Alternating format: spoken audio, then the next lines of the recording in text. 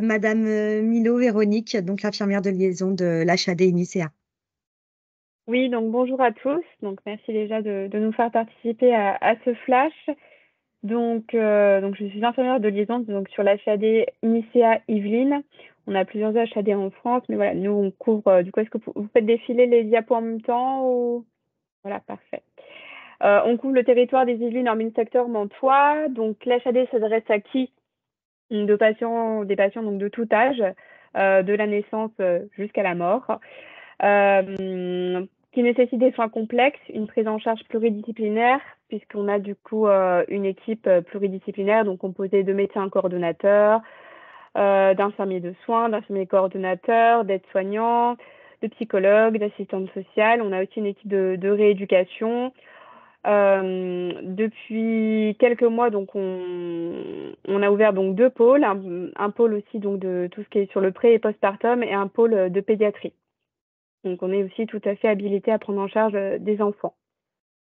Donc, effectivement, comme je vous le disais, donc, ce sont pour des patients qui habitent sur le territoire des Yvelines. Donc, on couvre tout le territoire des Yvelines, hormis le secteur mantois, donc Mantes-la-Jolie et ses alentours, sur tout type de domicile, c'est-à-dire qu'on peut intervenir à la fois sur le domicile standard, c'est-à-dire un appartement, une maison, mais aussi voilà tout ce qui est domicile un peu plus précaire, caravane, voilà, c'est des choses qu'on a déjà fait. Et le domicile inclut aussi tout ce qui est établissement médico-social, donc EHPAD, foyer de vie, voilà.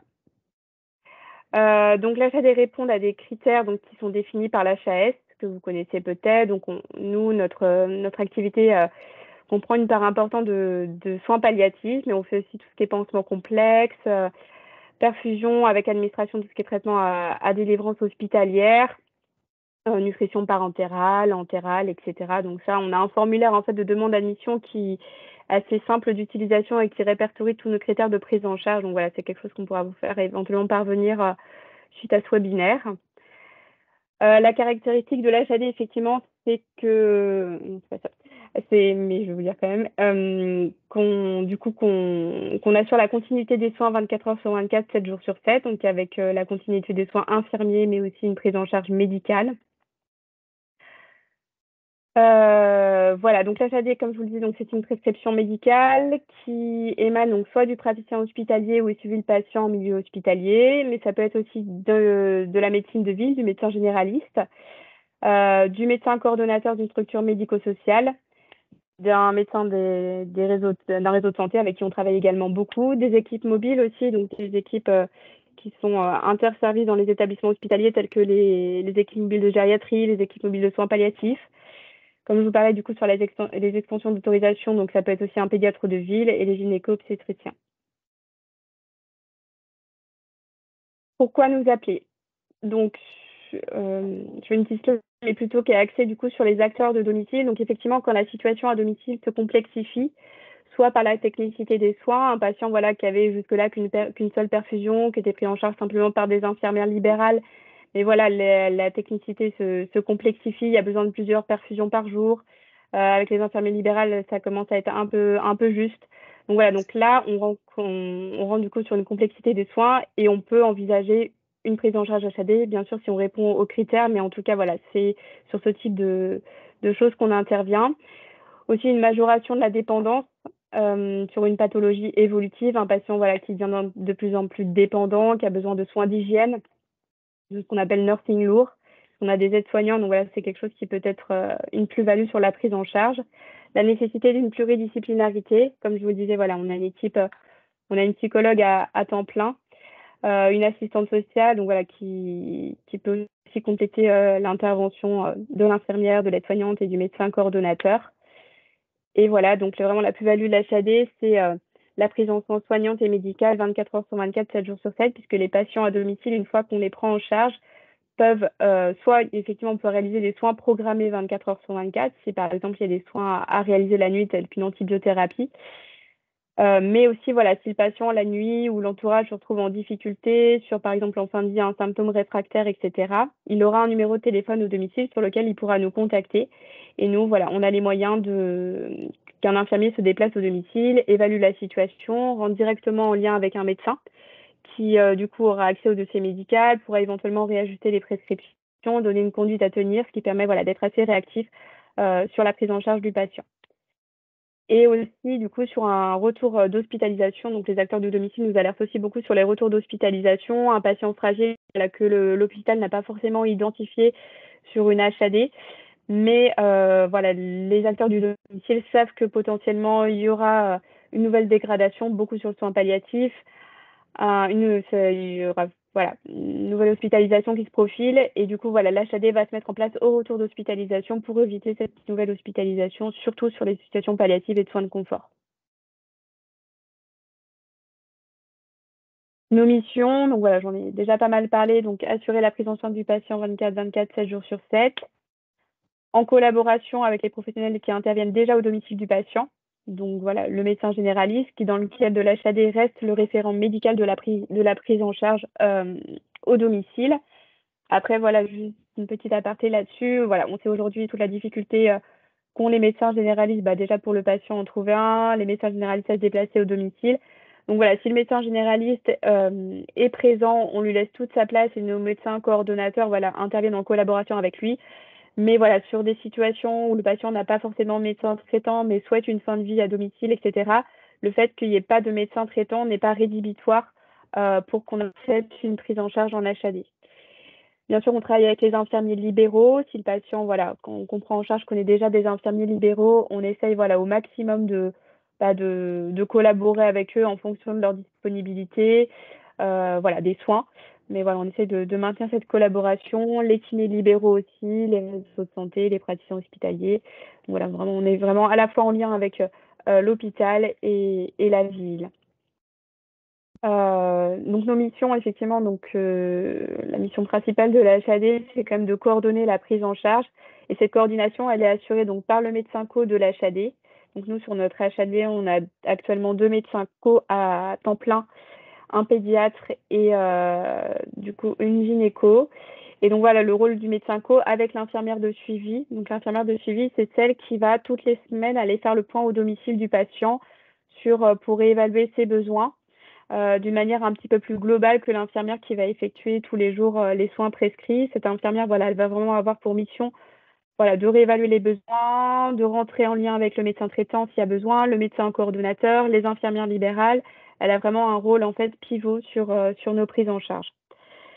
Bien sûr, nos missions, c'est aussi d'éviter l'hospitalisation en structure conventionnelle voilà, dès lors que c'est possible et de faciliter le retour sur le lieu de vie, raccourcir la durée d'hospitalisation en structure conventionnelle. On commence par une prise en charge HAD, donc on parle effectivement toujours d'une prescription d'un médecin. Une fois qu'on reçoit cette prescription, donc il y a ce qu'on appelle une visite de préadmission qui est réalisée par l'infirmière de liaison, qui évalue donc les besoins du patient, que ce soit en termes de passage soignant, de matériel, d'intervention des membres de l'équipe pluridisciplinaire. Donc voilà. Ensuite, donc on a ce qu'on appelle une commission d'admission, donc à laquelle assistent les différents professionnels de l'HAD, qui est quotidienne, qui est pour notre établissement donc le matin de 9 à 10, du lundi au vendredi, où on étudie voilà les évaluations qu'a faites l'infirmière de liaison et où on détermine s'il y a bien une indication à l'HAD et dans quel délai on va pouvoir prendre en charge le patient. Globalement, actuellement, nos délais de prise en charge voilà, sont de 24-48 heures, sachant que en dehors de cette commission d'admission, bien sûr, on fait des admissions, ce qu'on appelle voilà, en urgence. Si un patient en EHPAD se dégrade subitement dans la journée, voilà, qui n'a pas forcément été anticipé, mais qui a besoin d'une prise en charge symptomatique, voilà, c'est des choses qu'on a l'habitude de faire. L'EHPAD nous contacte et dans la journée, voir voilà, si c'est pas possible sur la journée, sur l'équipe de nuit, on prend en charge le patient et avec les thérapeutiques nécessaires pour le soulager. Donc voilà, donc je vous disais, on est référencé, enfin des critères de prise en charge qui sont définis par l'HAS. Pour que l'HAD puisse intervenir, donc il faut qu'il y ait un minimum de 3 interventions par semaine et de 2 professionnels différents. C'est-à-dire que par exemple, sur une situation palliative, on va pas forcément, voilà, le patient va pas forcément avoir besoin tout de suite d'un passage infirmier tous les jours. Mais voilà, ça peut être le passage de l'infirmière un jour sur deux, mais l'intervention de la psychologue, de l'assistante sociale. Et voilà, du coup, ça fait vraiment une prise en charge plus pluriprofessionnelle. Et voilà, ça indique une prise en charge HAD. Donc l'équipe, bon, j'en ai déjà parlé, la continuité des soins aussi. Et juste, voilà, sur nos modalités d'intervention, donc il y a les prises en charge qu'on fait effectivement de manière standard avec une demande d'admission et une prise en charge effective dans les jours qui suivent. Et donc on a déployé aussi, maintenant ça fait peut-être 2 ans, les demandes anticipées donc en structure médico-sociale. Donc beaucoup sur les EHPAD, mais ça pourrait aussi se développer sur tout ce qui est foyer de vie, etc. Donc, c'est un résident que l'équipe médicale et soignante de l'EHPAD identifie comme à risque de décompenser, pour qui voilà, on se dit qu'une hospitalisation voilà, serait peut-être plus délétère qu'autre chose, qu'il vaudrait mieux anticiper, prévoir voilà, le projet de fin de vie du patient sur son lieu de vie. Et donc voilà, ce que du coup l'EHPAD nous adresse ce qu'on appelle une demande anticipée. Donc, c'est le même formulaire qu'une demande standard, il faut que c'est coché demande anticipée. Et là, du coup, ce sont nos médecins qui vont réaliser l'évaluation du patient, enfin du résident sur son lieu de vie, qui prennent contact avec l'équipe soignante et médicale. On détermine effectivement aussi avec le médecin traitant et l'entourage quel est le projet pour le patient. On prévoit les prescriptions anticipées. Et là, le dossier, voilà, s'il est activé par la suite, on a l'obligation réglementaire de prendre en charge le patient dans les 12 heures, généralement plus rapidement.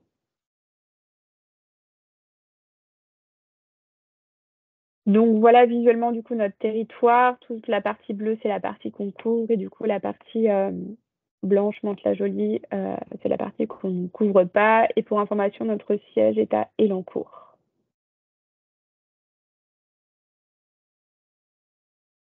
Notre durée d'intervention, bon, elle est assez variable hein, selon les prises en charge et les pathologies, mais c'est vrai que voilà, une durée moyenne de séjour en HAD, c'est de 28 jours, mais ça peut être de quelques heures à plusieurs mois. Quelques heures voilà, sur une fin de vie imminente, plusieurs mois, beaucoup sur tout ce qui est prise en charge de SLA. Voilà, c'est des prises en charge qu'on a au long cours.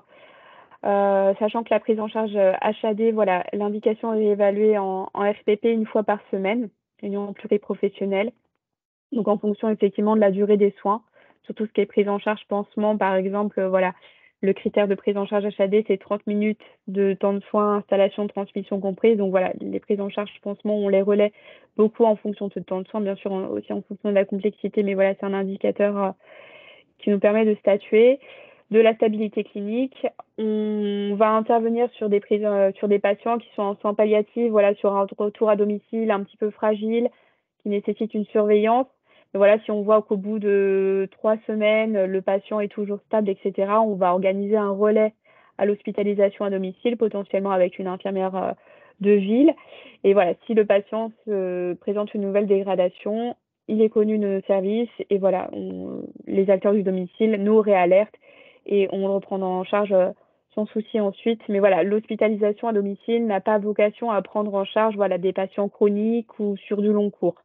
On est vraiment sur des situations aiguës ou fragiles qui sont régulièrement réévaluées. Et concernant la sortie, donc on a une commission de sortie hebdomadaire aussi, voilà, sur laquelle on statue sur les sorties d'HAD et l'organisation des relais si nécessaire. Et comment nous contacter? Donc on a un numéro unique, une adresse mail qui est dédiée aux admissions, un numéro de fax, un formulaire de demande d'admission qui est juste un recto avec simplement les renseignements administratifs du patient, du médecin qui nous adresse le patient, voilà, de l'entourage, le motif de prise en charge et un petit mot sur l'état de santé, mais voilà, c'est assez simple. Donc effectivement, donc du lundi au vendredi pour les demandes d'admission standard, mais voilà, comme je vous l'ai dit, ce qui n'empêche pas des prises en charge en urgence, notamment la nuit et le week-end sur les établissements médico-sociaux.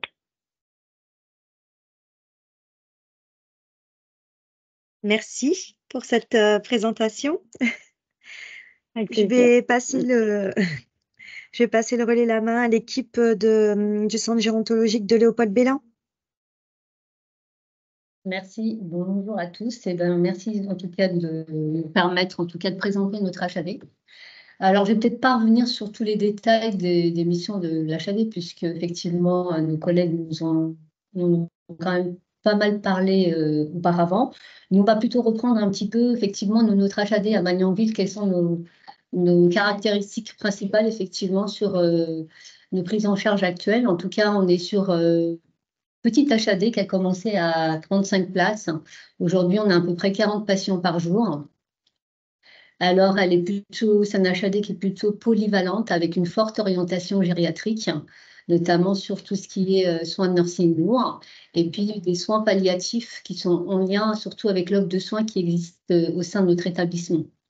Alors, notre HAD dispense des soins complexes, comme vous l'avez dit précédemment. Il y a une équipe pluridisciplinaire et elle continue. Elle permet d'éviter ou de raccourcir une hospitalisation classique.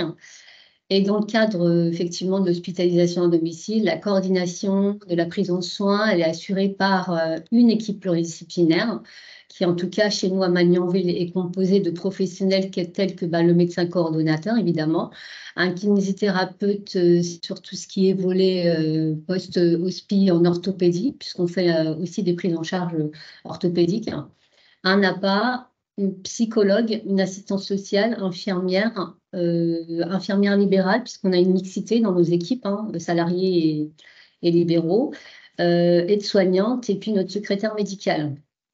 Voilà, donc comme tout service de soins, nous garantissons des soins de qualité à domicile.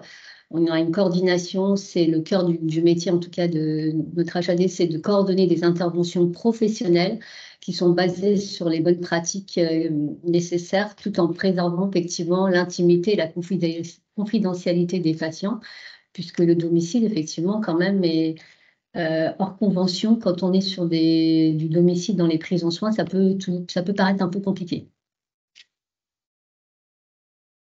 Notre zone d'intervention, en tout cas sur l'HAD de Magnanville, on est plutôt sur le nord des Yvelines avec 83 communes d'intervention. L'organigramme, je pense qu'on peut le passer, mais c'est simplement effectivement pour spécifier que, comme toute équipe HAD, effectivement, il y a le médecin co et la coordinatrice gère un petit peu toute l'équipe paramédicale.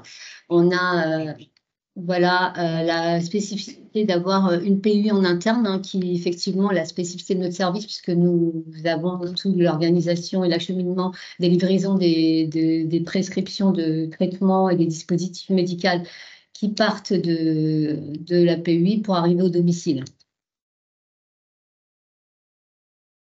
Alors, pourquoi recours à l'HAD? C'est comme à l'hôpital, effectivement, 24/24, 7 jours sur 7, on assure une continuité des soins. C'est pris en charge à 100% par la Caisse de sécurité sociale. On a charge du patient hospitalisé et effectivement, on a été certifié il y a 2 ans sur une qualité de sécurité certifiée par la Haute Autorité de Santé. Comme je disais tout à l'heure, en fait, en tout cas, nous, sur notre HAD, pour l'instant, on n'a pas de pédiatrie, on a surtout des adultes, qui sont pris en charge pour des pathologies graves, aiguës ou chroniques. Effectivement, on intervient au domicile même du patient, mais au sein des établissements médico-sociaux.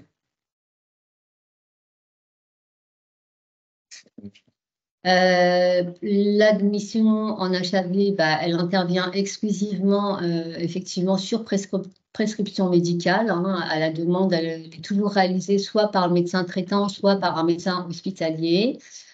Après évaluation des soins et l'estimation de leur faisabilité au domicile par notre IDELIA, le médecin coordonnateur prononce l'admission. Voilà, ça part prescription, étape 2, évaluation. Et ensuite, effectivement, si les critères d'éligibilité pour les prises en charge HAD sont retenus, nous avons effectivement, après toute la mise en place des dispositifs, du matériel au domicile des patients pour pouvoir, en tout cas, prononcer l'admission et permettre à nos équipes d'intervenir tout en sécurité, en ergonomie. Comme je vous disais tout à l'heure, la gestion des médicaments, elle est gérée par nos soins. Nous avons la chance, effectivement, d'avoir une PUI, puis effectivement un livreur qui va acheminer au fil de l'eau les médicaments. Et puis, nous avons une IDEC aussi au sein de l'équipe qui est chargée du projet thérapeutique et dans l'élaboration des tournées en fonction, en fait, après des soins, des priorités et des besoins. Alors, nos missions, comme tous les HAD, c'est surtout sur une période qui est bien limitée, avec une DMS de 28 jours minimum. Après, ça dépend des pathologies et des prises en soins. Les patients qui nécessitent des soins ponctuels, techniques et complexes, pour le coup, nous, effectivement, voilà, ça peut être de la surveillance post-chimio, de l'antibiothérapie. On peut être aussi effectivement sur des soins de réadaptation domicile, traitement orthopédique ou cardiaque. Et puis, on a quand même, comme je le disais tout à l'heure en introduction, on a quand même 70% de nos prises en soins, ce sont quand même des prises en charge par rapport à des soins palliatifs. Donc, nos missions aussi, c'est d'accompagner la fin de vie en proposant des soins continus. Et puis, tout ce qui est maladie non stabilisée, cancer, maladie cardiaque, pulmonaire. Je vous fais une toute petite pause. On a une question sur PUI. Donc, si je ne me trompe pas, c'est pharmacie à usage intra-hospitalier, c'est ça? Tout à fait. Interne. Voilà. Ah, ou interne, ok. Interne, oui, absolument. Je Donc, vous laisse reprendre. C'était avant d'oublier la question. pas de souci. Bon, alors voilà, on vous a fait une petite cartographie effectivement des principaux établissements qui nous adressent, en tout cas nous, notre HAD, on est plutôt sur de l'hôpital François Quesnay, effectivement, puisque c'est quand même les patients qui sont pris en charge en onco, il y a 42% de prise en soins qui arrivent de cet établissement, en tout cas de prescription. On est sur la clinique Montgardé, mais un petit pourcentage. Oiseau Blanc, c'est de la rééducation. La polyclinique Montel, c'est plutôt tout ce qui est orthopédie, chirurgie genou, hanche. Après, il y a le CHIM, c'est plus les pansements complexes. Enfin voilà, c'est un peu vous donner l'ordre général, comment nous, on travaille en tout cas en lien directement avec les hôpitaux aux alentours et voilà, et comment effectivement on arrive à vendre fil actif. On a de plus en plus de demandes, effectivement, aussi des hôpitaux de Rouen, Vernon, région parisienne, quelquefois. Après, les gens viennent aussi du domicile directement aussi. N'hésite pas à rajouter. Voilà. Comment nous contacter? Effectivement, voilà, nous, effectivement, on a notre accueil téléphonique, c'est de 9h à 17h. Pour autant, voilà, ça, c'est les coordonnées. Pour autant, on a quand même, comme je le disais tout à l'heure, 24/24, on a quand même équipe de jour. On n'a pas d'équipe de nuit au sein de l'HAD de Magnanville. Par contre, on a des équipes, une astreinte infirmière de nuit avec un médecin de garde qui répond effectivement à l'urgence ou à la sollicitation quand il y a besoin d'une intervention pour voilà, répondre à la prise en soin.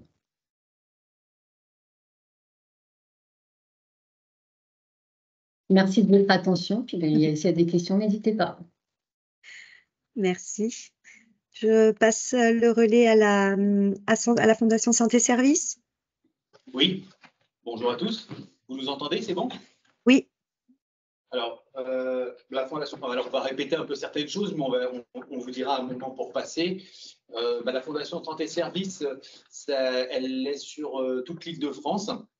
Elle représente environ 1900 patients jour et elle est vraiment dédiée sur toute l'Île-de-France. On vous fera un focus après sur le secteur un peu plus précis. Alors, pour qui elle s'adresse? Nos collègues en ont parlé, prise en charge en soins importante, de la technicité, des médicaments liés à la réserve hospitalière, beaucoup également tout ce qui est oncologie, et ce qui est à préciser, c'est une permanence des soins pour chez nous 24/24, 7 jours sur 7 avec des médecins, des cadres de santé, un pharmacien, bien sûr on a une PU également, on en parle après, puis un administrateur de garde. Les profils de patients, ils sont on fait de la naissance jusqu'à la fin de la vie, donc en passant par les femmes enceintes. Donc voilà, on a de tout, également une équipe de rééducation. Voilà. Qui nous contacte, c'est tous les partenaires, soit hospitaliers, soit du territoire de ville. Donc vous voyez, ça va de l'EHPAD au SIAD, les DAC qui nous interpellent. On a nos médecins hospitaliers, bien sûr, qui nous demandent beaucoup de prise en charge. Parfois aussi les équipes mobiles, que ça soit du soin palliatif ou de gériatrie. Et puis bien sûr les USP pour des relais et des fonctionnements. Alors, sachant que lorsqu'on est sollicité par par les DAC, les SIAD et les services sociaux. Tout comme l'a précisé la précédente intervenante, bien évidemment, la prescription de l'HAD est une prescription médicale. Donc, dans tous les cas, même si on le signale, on nous sollicite en fait par des services sociaux, on demande systématiquement à ce qu'il y ait une prescription médicale pour l'intervention. Diapo suivante. Alors voici, à droite, vous avez toute l'Île-de-France, donc répartie sur 3 pôles. Nous sommes le pôle ouest et on prend tout le secteur du 78 des Yvelines en collaboration avec nos collègues du pôle sud. Donc vous voyez un peu les secteurs d'intervention. Ce qui est à préciser, c'est que nous, chaque secteur, chaque partie, chaque ville est divisée en secteurs. Donc on a un cadre qui se répartit plusieurs villes avec à l'intérieur une équipe dédiée, un médecin dédié. Et donc on est divisé en secteurs sur toutes les villes. Donc voilà un peu comment ça se répartit. Allez-y, diapo suivante. Alors, pourquoi on nous interpellait? Donc, le docteur va compléter, mais on a beaucoup de demandes de plaies, cicatrisation. On intervient sur les suites hospitalières, sur tout ce qui est aussi prise en charge en EHPAD. Beaucoup de soins palliatifs en collaboration soit avec la ville, sous forme des fois de dossiers dormants, ou soit des suites de prise en charge USP ou des suites de prise en charge sur de l'oncologie. Bien sûr, la douleur, la chimiothérapie, on en a parlé tout à l'heure, les nursing lourds, la rééducation d'une équipe dédiée sur tout ce qui est post-chirurgie. Et en fait, donc, on intervient surtout sur des soins complexes qui justifient en fait une certaine technicité ou une expertise. Et effectivement, comme vient de le dire Monsieur Chevalier, donc il y a les modes de prise en charge habituels en fait en HAD, mais nous on insiste beaucoup sur les expertises qu'on a en interne parce que nous avons des équipes dédiées au niveau de la prise en charge palliative, des équipes dédiées pour la prise en charge gériatrique, aussi bien au domicile que pour l'intervention dans les établissements médico-sociaux. On a une équipe dédiée pour la rééducation, une équipe dédiée également pour la pédiatrie, puisque nous avons un pédiatre, une cadre de santé et une secrétaire, en fait, qui ont justement des liens un peu plus privilégiés avec les services de pédiatrie. Et nous avons également comme expertise une IPA pour les plaies et cicatrisation, ainsi que pour tout ce qui est relatif en fait aux maladies neurodégénératives, puisqu'on a une IPA neuro. Donc, on est vraiment un hôpital assez complet avec tout ce qu'on peut retrouver dans un hôpital avec des murs. Nous, on est hors les murs. On a également intéressant, c'est l'éducation thérapeutique. On participe à des programmes d'éducation thérapeutique sur l'accompagnement des femmes enceintes, diabétiques ou non, l'insuffisance cardiaque, la prise en charge des stomies. Donc, voilà, on a des programmes un peu spécifiques aussi. Diapo suivante, s'il vous plaît. Oh, pardon. On en a parlé tout à l'heure, des missions un peu dédiées à l'expertise de la prise en choix complexe. On le met en place aussi beaucoup sur l'accompagnement de nos partenaires en EHPAD, où ils nous sollicitent sur des conseils, que ce soit sur des soins type ou sur de l'accompagnement médical, avec le docteur Ambroisine notamment. On travaille également beaucoup sur limiter le passage aux urgences et au niveau de l'hôpital, en anticipant un peu les demandes, en travaillant avec les partenaires de ville, notamment les médecins. Puis voilà, faciliter l'accès aux soins, apporter un regard extérieur sur les prises en charge. On fait du conseil aussi beaucoup sur les collègues. Et aussi, c'est surtout limiter et éviter les hospitalisations, notamment par rapport aux urgences. On facilite en fait aussi les retours des urgences. Oui. Et quand on parlait d'expertise sur les prises en charge complexes, on intervient en tout cas au niveau des médecins praticiens d'HAD, surtout sur la réévaluation des projets thérapeutiques, soit en lien avec les médecins hospitaliers, soit surtout en fait dans les établissements médico-sociaux qui ont besoin notamment de l'aide à la décision pour les prises en charge palliatives ou pour les aides à la prescription, notamment lorsqu'il s'agit d'initier des PCA, de morphine ou de midazolam. Diapo suivante, s'il vous plaît. Donc là, on vous met un peu nos spécificités de l'HAD Santé Services, c'est-à-dire on a une équipe dédiée soins palliatifs et accompagnement. Donc on a maintenant 2 médecins et 2 infirmières soins palliatifs. On a de la prise en charge pédiatrique et néonate avec une unité dédiée. On disait un pédiatre, cadre de santé IDE et secrétaire. On a de la rééducation, on en a parlé. On a des unités aussi spécifique sur les personnes âgées, donc une unité dédiée aux EHPAD, avec notamment le docteur Ambroisine, le gériatre, un cadre, 2 infirmières de terrain, une secrétaire. Et l'objectif est vraiment d'aller à la rencontre des EHPAD et de pouvoir prendre en charge des personnes sans les déraciner de leur lieu de vie et de leur permettre d'accéder aussi à des soins techniques parfois qui sont plus complexes à avoir à l'hôpital. Et on intervient en tout lieu. J'ai tendance à dire qu'on intervient dans tout lieu où il y a un point d'eau. Donc, on intervient aussi bien dans les domiciles classiques, à savoir les maisons et appartements, mais on intervient aussi dans les foyers, dans les hôtels, parfois dans les caravanes aussi. Quand on parle au niveau de modalités d'intervention, toute prescription, en fait, arrive dans un premier temps au niveau de ce qu'on appelle les antennes hospitalières. Ce sont nos infirmières coordinatrices qui sont le plus souvent basées dans les hôpitaux, mais qui drainent également les demandes émanant des EHPAD et des médecins de ville. Et en gros, lorsqu'on a ces demandes, c'est remonté au niveau en fait, des unités qui sont coordonnées par un cadre de santé, une infirmière coordinatrice de pôle et un médecin praticien d'HAD, où on évalue en fait le projet thérapeutique, la faisabilité en fait du projet au domicile, et après on prononce l'admission. Une fois que le patient est admis, il y a une infirmière soit une infirmière de santé-service, soit une infirmière libérale, parce qu'on travaille beaucoup aussi avec les libéraux, que ce soit les kinés ou les infirmiers, qui font le premier jour de prise en charge, donc qui réévaluent avec le patient toute la prise en charge, toute la durée de la prise en charge et des soins, qui lui explique également les modalités en fait d'organisation de l'HAD. Et puis après, effectivement, je crois que c'est comme INICEA, on fait passer une fois par semaine une infirmière coordinatrice qui justement check un petit peu toute la prise en charge en dehors du passage journalier des infirmiers. Diapo suivante, s'il vous plaît. Allez-y, avancez un petit peu parce qu'il y a des choses écrites en dessous. Allez-y, déroulez tout, tac, encore tac, tac. Hop, juste parfait. Là, on vous a remis un peu toutes nos spécificités. Ce qu'il faut retenir avant la diapo finale, c'est que là, on est présent sur tout le territoire. On a un délai sur les urgences de 12 heures à 24 heures, notamment sur le soin palliatif et la douleur.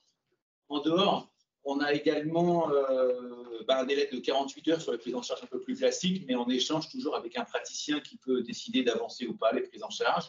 On a une pharmacie, une PUI. Bon, je réutilise le même mot comme ça, voilà, c'est fait. Et voilà. Et en dehors de la PU, on a une unité de reconstitution des chimiothérapies, ça a changé un peu de nom, parce que comme on a beaucoup de prises en charge en surveillance post-chimio, mais surtout aussi en chimio. Nous, on administre également les chimios au domicile, donc on a notre propre unité de reconstitution des chimiothérapies aussi. Donc, puis classique fonctionnement, on a à nous des ICH, des infirmières coordinatrices que vous pouvez contacter. On vous mettra les coordonnées à la fin. Elles prennent en charge votre demande. Elles recueillent toutes les informations. Elles nous les transmettent. Et puis nous, on prend en charge. On est un peu comme un service de soins. On prend en charge le patient dès que possible. Voilà. Si vous pouvez juste la diapo d'après. Comme nos collègues, 28 jours de DMS moyenne qui peut varier en fonction du temps. Donc, on ne fait pas ce que vous avez nous dit nos collègues. Et puis, la dernière diapo, s'il vous plaît, avec les coordonnées des antennes hospitalières sur le territoire du 78. Donc, vous avez le numéro, il y a un numéro unique, vous les appelez. Et puis, elles vous redirigeront, vous aiguilleront sur les demandes de prise en charge que vous avez besoin, que ce soit hospitalière, EHPAD, rééducation, tout ce que vous avez besoin. Alors, l'ARS avait établi un outil qui vaut ce qu'il vaut, qu'on appelle Adobe HAD, qui peut aider à la décision. Mais nous, on a tendance à dire, en fait, on ne fonctionne plus en mode de prise en charge. On a tendance à dire à tout professionnel, en fait, qui a un doute concernant son patient et à savoir est-ce qu'il relève ou pas de l'HAD, de nous contacter. Parce que parfois, en fait, à tort, on pense en fait que le patient ne relève pas de l'HAD, puis nous, on construit le projet thérapeutique avec le prescripteur et ça nous permet en fait parfois de prendre en charge les patients qui, au départ, ne seraient pas éligibles à l'HAD. Pour compléter le propos du Dr Ambroisine et de M. Chevalier, nous avons également un volet, un service formation. Donc, on fait également de la formation. Et notre expertise va au-delà des soins. Il y a également le management des établissements de santé, la stratégie et le support à la gestion des risques. Voilà. Donc, on peut également nous solliciter pour ces sujets-là. Je suis désolé, on n'avait pas la vidéo, mais ça serait avec plaisir qu'on a un petit souci caméra. On est magnifique, mais vous ne pouvez pas le voir là. Mais promis, on essaiera de se rencontrer une autre fois. On vous enverra des photos de nous. Voilà. Bien, merci à tous les intervenants et intervenantes pour vos explications. Alors, est-ce que vous avez des questions? Donc, je vous propose de lever la main. En attendant, nous en avons une dans la conversation.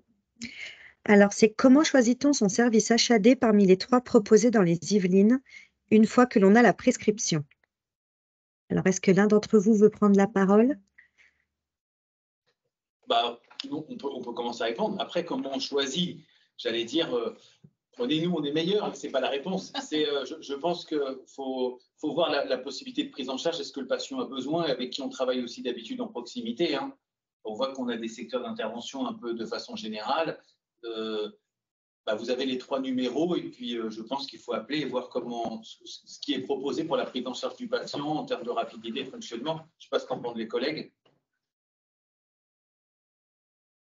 Oui, effectivement, hein, nous, après, c'est les critères, puisqu'on est quand même, on travaille pas mal en collaboration avec les hospitaliers du coin, ils nous connaissent et c'est quand même eux, effectivement, qui nous font confiance et qui nous envoient des bénéficiaires. Après, contrairement à la santé service, nous, on a quand même bien délimité au niveau géographique, donc on ne peut pas aller là où on n'a pas le droit. Donc ça, c'est effectivement bien spécifié par rapport aux demandes que nous recevons. Et pour compléter, nous, on a des infirmières coordinatrices hospitalières un peu sur tout le territoire. Donc voilà, vous avez le numéro unique, vous appelez et puis on voit pour prendre en charge votre patient le plus rapidement possible. Merci. Est-ce qu'il y a d'autres questions? Oui, alors, j'ai que le prénom, Laïla. Oui, bonjour. Enchantée, merci pour la présentation. Moi, je suis plutôt orientée rééducation kiné. Voilà, donc je quitte l'hôpital public et je vais m'installer en libéral. Et en fait, j'adore mon activité hospitalière, je pars pour d'autres raisons. Et je voulais savoir si les rééducateurs que vous avez dans votre service, ils sont salariés ou externes, plutôt comment vous travaillez avec eux. Alors, de mon côté, c'était inaudible. Je ne sais pas si nulle part c'était audible. Oui, c'était un problème de micro d'une des participantes. Ah, Oui, ok. Oui, on a mal entendu. Je reprends depuis le début, du coup? Oui. Oui, il va falloir. D'accord, pas de souci. Donc enchantée, moi je suis plutôt orientée rééducation, je suis kiné. J'ai quitté une activité hospitalière pour faire une activité libérale et je vais m'orienter pas mal en domicile et je voulais savoir les rééducateurs de manière générale que vous avez en HAD, ils sont plutôt tous salariés, tous externes, comment vous travaillez avec eux? Pour l'HAD santé service, les deux, c'est-à-dire qu'on a des kinés salariés, mais on fait également de la collaboration avec les kinés de ville sur certaines prises en charge. Donc, il ne faut pas hésiter à contacter les ICH. Je sais qu'en plus, récemment, il y a des évolutions concernant les partenariats qui sont faits avec les kinés de ville, donc qui vont être mis en place sur les modalités, notamment de rémunération des prises en charge. Mais voilà, il faut contacter notre service de rééducation. Si vous appelez ICH, ils vous donneront le numéro et ils vous orienteront vers eux, parce qu'on a des prises en charge de rééducation sur tout le territoire, notamment le 78 aussi. D'accord, c'est pas exclusif salarié ou là, vous faites un peu des deux. Okay. Non, pas du tout. On respecte aussi ce qu'a le patient avant. Ça, c'est important. Oui, tout à fait. Qu'est-ce qu'il avait comme professionnel de santé en proximité avec lui? Et puis après, suivant les besoins et l'expertise nécessaires à sa prise en charge, on réoriente vers les professionnels proches pour faciliter les choses. Hein. D'accord, ok, d'accord. Merci. Alors, je vous dirais, en fait, parce qu'il y a 2 types de prise en charge. Il y a la prise en charge de la rééducation ortho. En général, c'est post-PTG, PTG, PTH. Et puis après, effectivement, comme le disait Monsieur Chevalier, on a tous les autres patients qu'on prend en charge pour d'autres modes de prise en charge, mais qui ont besoin aussi de la rééducation. Et notamment, on prend en charge beaucoup de patients âgés. Ça représente pratiquement entre 25 et 30% des patients qu'on prend en charge. Et pour cela, effectivement, on a beaucoup de difficultés, au contraire, à trouver des kinés. Donc, au contraire, on est ravis, en fait, s'il y a des kinés libéraux qui veulent travailler avec nous. Ok, d'accord. Merci. Une autre question, est-ce que les 3 HAD se coordonnent et se réorientent des patients? Oui. Ben oui, oui. Ça nous arrive d'avoir des patients qu'on se file entre nous parce que bon, parce que par exemple, je crois que l'HAD Santé Service, je sais pas, il y a une histoire de clé chez le patient à domicile que nous mettons des boîtes à clés, il y a d'autres qui ne peuvent pas prendre en charge, ou sinon, quand on peut pas, quand on est surbooké, ça nous arrive de se passer des patients. Ouais. Ou des séjours de répit, éventuellement également sur des patients, des fois parfois difficiles, avec des soins lourds et complexes. Ouais. La coordination se fait aussi via, je crois, les staffs onco du vendredi sur l'hôpital François Quesnay, parce que je crois que vous avez une coordinatrice qui est aussi en lien avec la nôtre. Et effectivement, sur ces temps-là, on peut très bien effectivement identifier des prises en charge un peu complexes, quelquefois sur des temps où c'est tendu dans les HAD, où on a aussi moins de place. Cette coordination se fait aussi. Oui, tout à fait. Merci. La suivante, le coût de l'HAD est-il inférieur à une hospitalisation classique? Largement. Oui. Je pense largement.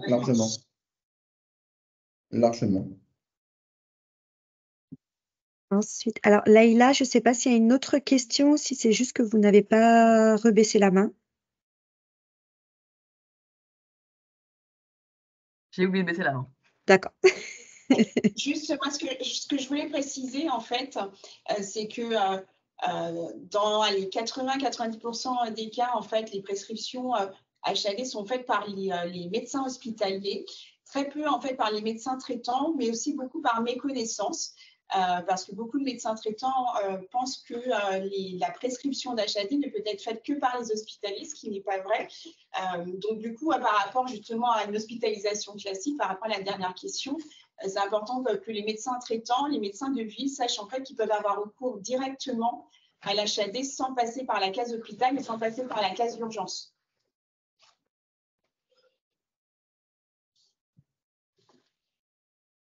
Effectivement, c'est bien de le préciser.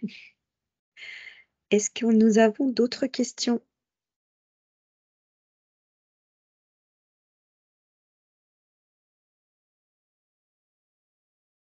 Bien, c'est que les propos étaient clairs. Merci à tous.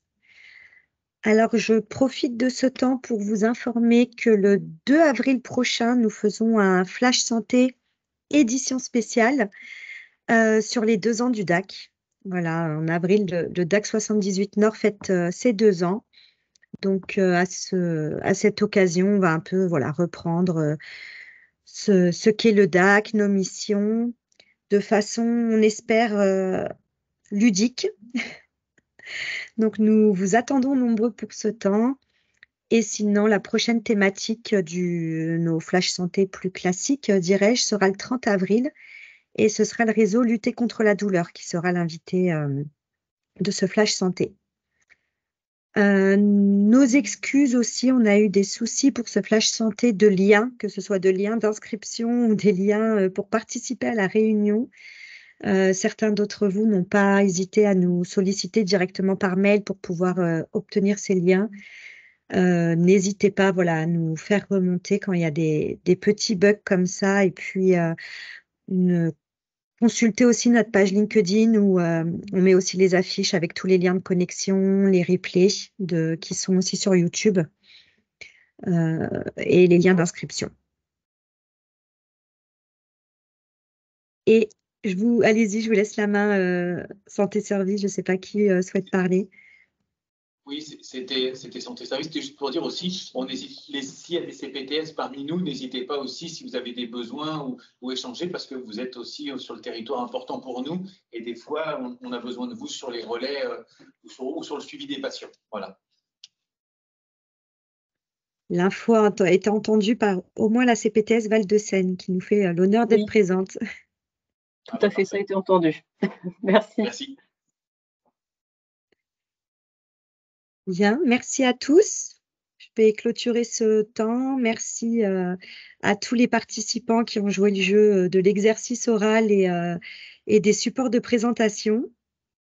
Je vous souhaite à tous une agréable fin de journée et vous dis à bientôt. Merci.